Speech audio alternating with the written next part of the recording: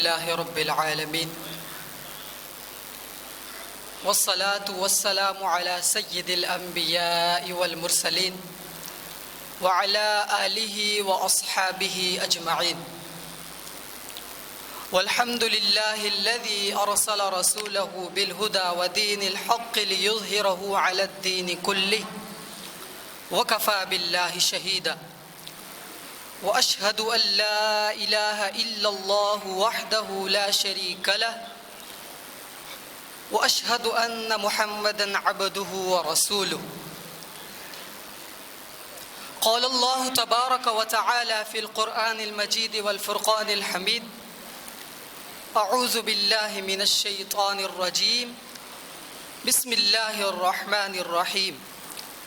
إن الصلاة تنهى عن الفحشاء والمنكر ولذكر الله أكبر والله يعلم ما تصنعون.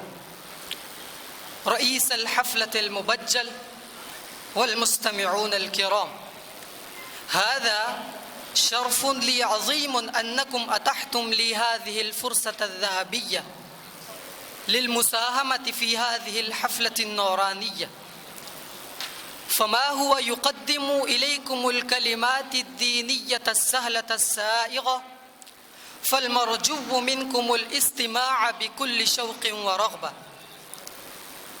يا أيها الإخوان، هذا ليس من البدع والعجب، بل هو من الحقائق الناصعة أن الصلاة كانت مشروعة في شريعة كل نبي من آدم إلى محمد العربي صلى الله عليه وسلم، ولكن نشأ فيهم أيضا أولئك الذين نبذوها وراءهم ظهريا وأضاعوها، كما قال عز وجل في القرآن المجيد والفرقان الحميد: فخلف من بعدهم خلف أضاعوا الصلاة واتبعوا الشهوات فسوف يلقون غيا. يا أيها الإخوان، الصلاة واجبة على كل مسلم عاقل بالغ في الشريعة المحمدية، سواء كان ذكرا أم أنثى، مسافرا كان أو مقيما، عبدا كان أم حرا. وهي المميزة بين المسلم والكافر، كما جاء في الحديث الشريف الذي رواه البخاري أنه قال رسول الله صلى الله عليه وسلم: من ترك الصلاة متعمدا فقد كفر. من أجل ذلك أجمع بعض من الفقهاء والعلماء على أن تارك الصلاة كافر في معنى الكلمة.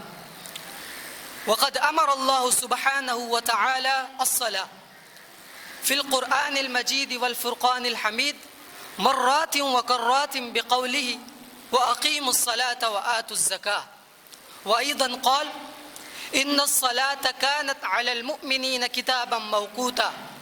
وجاء في موضع منه: وما خلقت الجن والإنس إلا ليعبدون ما أريد منهم من رزق وما أريد أن يطعمون إن الله هو الرزاق ذو القوة المتين.